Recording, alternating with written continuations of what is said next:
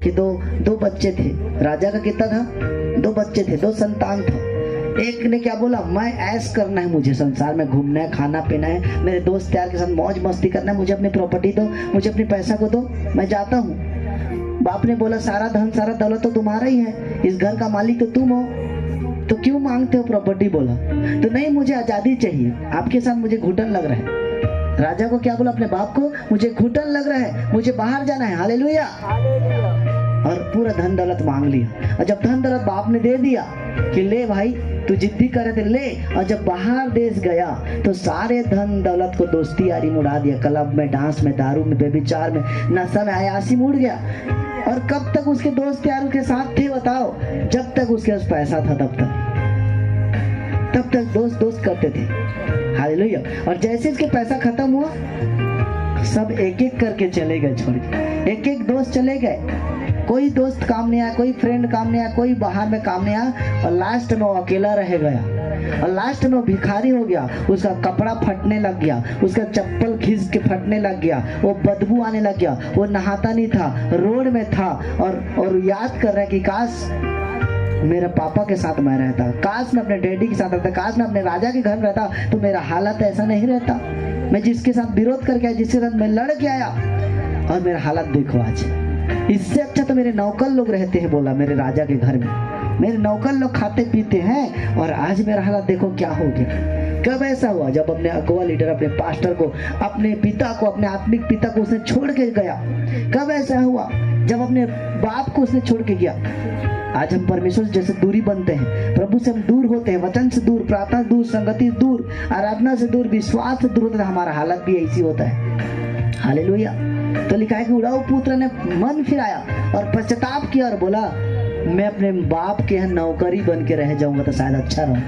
ये जान जाने से अच्छा, ये रोड में भटकने से अच्छा, ये सुअर की नौकरी पाने से अच्छा, सुअर के साथ खाने से सोने से अच्छा तो मैं अपने बाप के यहाँ जाके नौकर बनूंगा, तो इससे ज्यादा अच्छा खाना खाऊंगा।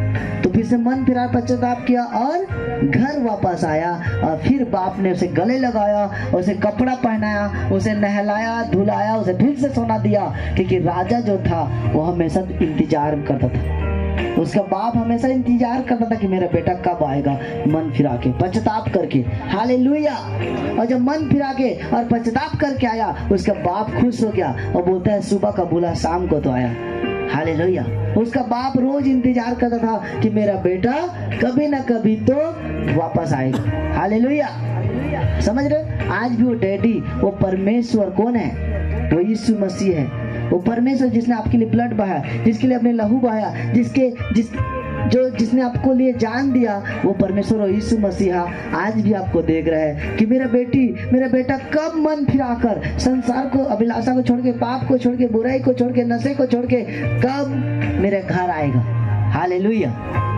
हालेलुया। और वो आज भी वेट कर रहा है, याद रखना। और आज भी संसार के लोग खोए हुए हैं, प्रभु से दूर हैं, और आज भी परमेश्वर रो रहा है कि मेरा बेटा भटका हुआ है, मेरी बेटी भटकी हुई, कब वापस आएगा। बाप कभी भी नहीं भूलता। बेटा भूल गया था। बेटा ये सोच रहा था कि मुझे घर घुसने देगा कि नहीं। बेटा ये भी सोच रहा था कि मेरा बाप मुझे गले लगाएगा कि नहीं, मुझे नौकर बना के रखेगा। लेकिन बाप नौकर बना के नहीं रखूंगा बोलता है, वो बोलता है मैं राजगद्दी दूंगा। हालेलुया। यीशु मसीह के पास जब मन फिरा के आते हैं, पश्चाताप करके आते हैं, वो राजगद्दी देता है, वो आपको सिंहासन देता है, वो आपको इज्जत देता है, वो आपको शान शौकत देगा, आपका परिस्थिति को, प्रेस्टीज को, इज्जत को फिर से बढ़ाएगा। जो इज्जत शैतान ने ले गया है, जो प्रेस्टीज आपको खत्म कर दिया है, जो आपका इज्जत खत्म किया शैतान ने, जो आपका बिजनेस को खत्म किया है, जो आपकी हर एक चीजों को खत्म किया था शैतान, यीशु मसीह फिर से तुझे दुगना आशीष दूंगा, बोलता आयुब के समान। आयुब ने वेट किया, इंतजार किया, दुखों में, कष्टों में, समस्या में भी विश्वासी रहा, तो लिखा है कि आयुब को दुगनी आशीष मिला। दुगना आशीष सिर्फ यीशु मसीह परमेश्वर प्रभु ही दे सकता है, कोई इंसान नहीं देता। जब एक बार आपका सब खत्म हो जाएगा ना, इंसान नहीं दे पाएगा, लेकिन दुगनी आशीष परमेश्वर देगा। अब इसीलिए उसके स्थान में बैठना है, चाहे आंधी है चाहे तूफान है। आप स्थान में बैठने का मतलब विश्वास करना, प्रार्थना करना, आराधना करना, पवित्र जीवन जीना, उसके मार्गों में चलना। मुझे हंसी आता है किसी किसी का गवाही सुन के। हालेलुया। गया, लेकिन उसकी विश्वास कम नहीं हुए। ये सच्चा प्यार है। और सच्चा बहुत है, लेकिन चुने हुए कम है लिखा है। स्वर्ग बहुत कम जाएंगे, नरक ज्यादा जाएंगे, क्योंकि लोग कंफर्टेबल में रहते हैं, लोग अपने मन की मर्जी में चलते हैं, प्रभु की मर्जी में चलते हैं, वचन पर नहीं चलते।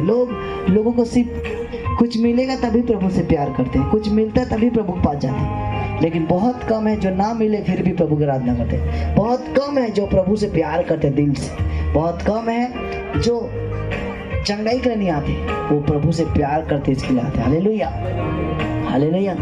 इसीलिए 120 चेला में कितने बच गए? सिर्फ 12 जो प्रभु के लिए जान दिए, जो प्रभु के लिए आराधना किए, जो प्रभु की महिमा के, जो उसके प्रचार को, उसके सुसमाचार को लेकर पूरे भारत में, पूरे वर्ल्ड में फैल गए। 12 लोग, 12 लोग से कितना हो गए? करोड़ों लोग हो गए आज प्रभु को जानने वाले, मानने। अगर वो 12 लोग स्टैंड नहीं लेते, अगर 12 लोग यहाँ खड़ा नहीं होते, अगर 12 लोग सेक्रीफाइस नहीं करते, बलिदान नहीं देते, तो आज ये भारत बचता। आज भी पाप में रहता, आज भी नशे में रहता, आज भी बेविचार में रहता, आज भी अल्लाह कला में, जादू टोना में रहता। तो कुर्बानी बहुत जरूरी है। इसीलिए लिखा है मसीह में जो नई सृष्टि है वही आशीष को पाएगा। मसीह में हमें नया बनना है। पुरानी बातें बीत गई, देखो सब नया होगा। जो मेरे क्रूस को उठाएगा वही मेरा चेला बनेगा। जो मेरे बोझ को उठाएगा, जो मेरे क्रूस को उठाएगा, जो मेरे वचन को उठाएगा, जो मेरे वचन पर चलेगा, वही मेरा बेटा बन सकता है, वही मेरा चेला बन सकता है। हालेलुया। पुत्र होने पर भी उसने इनकार नहीं किया। पुत्र होने पर भी उसने अपने फर्ज को निभाया। पुत्र होकर अपने फर्ज को निभाया। पुत्र होकर भी उसने अपने काम को पूरा किया, निभाया। हालेलुया। अगर आप उसका पुत्र होना चाहते तो आपको कोड़ा भी मारेगा।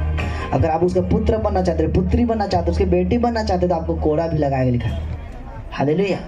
वो बाप लिखा है कि जिससे ज्यादा प्यार करते उससे कोड़ा लगाएगा। परमेश्वर आपको कोड़ा लगा के मार के लाएगा। जब वो देखेगा कि आप पाप में जा रहे हो, जब वो देखेगा कि आप इधर उधर संसार में खो रहे हो, हालेलुया, तो आपको कोड़ा भी लगा सकता है। ये मत बोलना कि सिर्फ प्यार करता है यीशु मसीह। हालेलुया। वो प्यार भी करता है और वो कोड़ा भी चला सकता है। जब वो देखता है कि आप भटक गए, वो देखता है आप नशा में चले गए, वो देखता है कि आप बेविचार में चले गए, वो आप बुराई में चले गए, आप जुआ खेलने लग गए, आप नशा में चले गए, तो कोड़ा भी लगा सकता है। ऐसे लिखा कि जो बाप जिससे प्यार करता है उसको छड़ी भी लगाता है, कोड़ा भी लगाता है। हालेलुया। तो वो पास्टर हो सकता है जो आपसे प्यार करता है, वो डांटेगा भी, वो मारेगा भी। जो आपको जन्म दिया जिस माँ बाप ने, वो उसे आपको मारेगा भी, वो आपको डांटेगा भी। वो परमेश्वर भी है जो प्यार देखे हो उसका, कि चंगाई देखे हो, छुटकारा देखे हो, वो आशीष को देखो यीशु मसीह का, लेकिन उसका क्रोध भी नहीं देखे हो। जब उसका क्रोध भड़कता है तो बचते नहीं कोई। हालेलुया। तो प्यार करने वाला भी है और गुस्सा करने वाला भी है। तो बाइबल में लिखा है कि सब जगह प्यार कर रहा था और सब जगह आशीष दिया और सबको चमत्कार किया, लेकिन एक जगह ऐसे लिखा है कोर्रा मारा था। वो कोड़े से मारा था। कब? बोलता मेरे घर को, मेरे पवित्र आत्मा के मंदिर को, मेरे भवन को, मेरे मंदिर को तुमने क्या बना दिया? डाकू का खो बना दिया, तूने जुआ का अड्डा बना दिया, तू यहाँ बेस्या खाना बना दिया, बोल के उसने कोड़ा लगाया था सब। तो उसने प्यार भी देखे हो और उसकी गुस्सा भी देखे हो। तो जो गुस्सा करता है वो सच्चा बाप है। हालेलुया। तो आप सिर्फ अगर एक तरफ को देखोगे प्यार को, तो कभी भी टिक नहीं सकते। आप सिर्फ प्रभु की आशीष ही लेना चाहोगे तो कभी नहीं टिक पाओगे। अगर प्रभु की आशीष ही लेने आए हो तो आप सच्चे चेला, सच्चा बेटा, सच्चा नहीं बन सकते उसका। Hallelujah, hallelujah. समझ आया ना? पुत्र होने पर भी उसने दंड उठाया, पुत्र होकर भी उसने दुख उठाया, लिखा है। यीशु मसीह पुत्र होकर क्या हुआ, क्या किया? उसने दुख उठाया, उसने आज्ञा मानी, सीखी। हालेलुया। पुत्र होकर ध्यान तो देते नहीं इधर, तो शैतान तो ले जाएगा। उसने अपना आज्ञा पालन किया। यीशु मसीह किसका बेटा था? परमेश्वर का। और स्वर्ग को छोड़ के, सिंहासन को छोड़ के आया था ना आपके लिए।